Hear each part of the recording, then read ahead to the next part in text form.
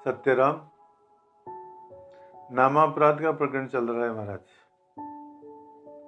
नामापराध प्रकरण के अंतर्गत अब तक सतनिंदा, असत्य नाम वैभव कथा, श्री शेष और भेददी, अरसद्धा गुरु शास्त्र वेद वचने, नामनी अर्थवाद ब्रह्म, नामनास्ति निषिद्ध वृत्ति और विहित त्याग, इनके बारे में हम चर्चा कर चुके हैं।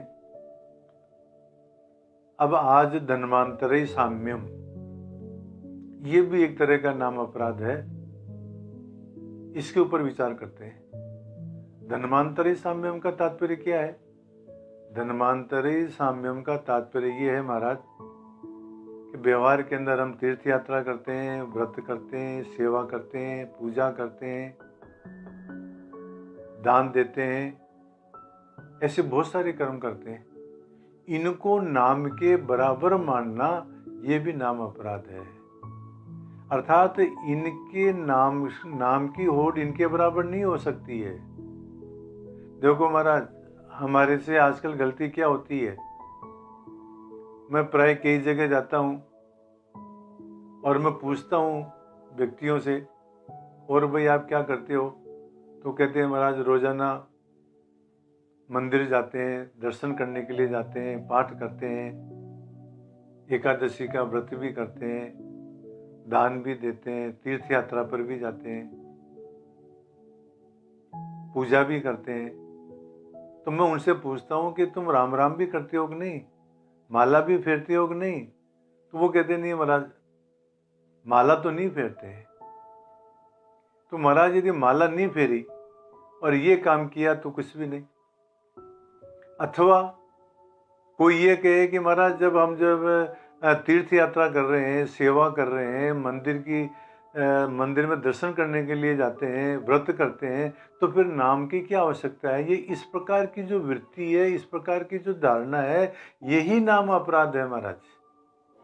नाम के बराबर और कोई धर्म उसकी साम्यता नहीं कर सकता है, उसकी होड़ नहीं कर सकता।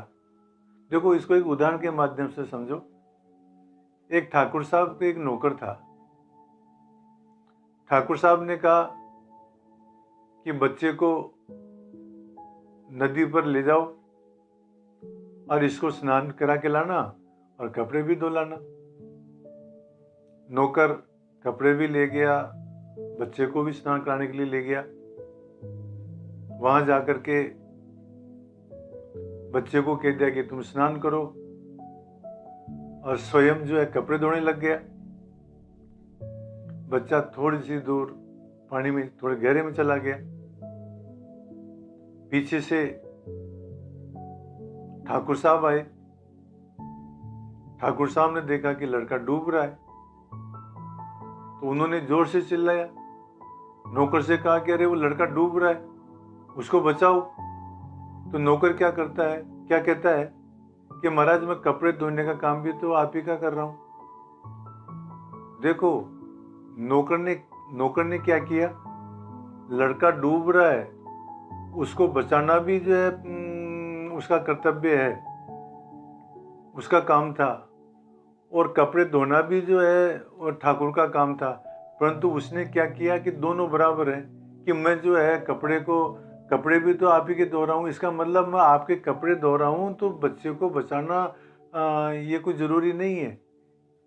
तो कहने का तात्पर्य क्या है कि नौकर ने कपड़े धोना और बच्चे को बचाना दोनों को समानता मान ली, और परिणाम स्वरूप बच्चा डूब गया। तो जिस प्रकार से बच्चे को बचाना और कपड़ा धोना, ये दोनों बराबर नहीं हो सकते महाराज। बच्चे को बचाना प्राथमिकता है, पहले उसको बच्चे को बचाना चाहिए था। हालांकि कपड़े भी धोना भी ठाकुर का काम था, परंतु प्राथमिकता बच्चे को बचाने की थी। परंतु उसने बच्चे को न बचा करके और क्या कहता है कि मैं तो आपके कपड़े भी तो आप ही के धो रहा हूं। इस प्रकार से समानता की।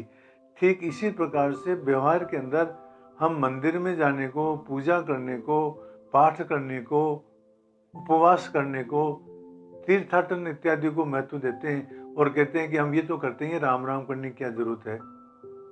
तो ये इस प्रकार की धारणा है, ये गलत है महाराज। राम राम सर्वोपरि है।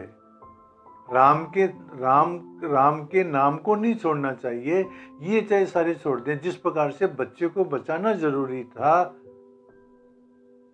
और कपड़े को धोना गौण था, इसी प्रकार से महाराज ये व्रत करना है, मंदिरों में जाना है, तीर्थाटन करना है, दान देना है, ये गौण है महाराज। प्रमुख काम तो नाम अपराध है।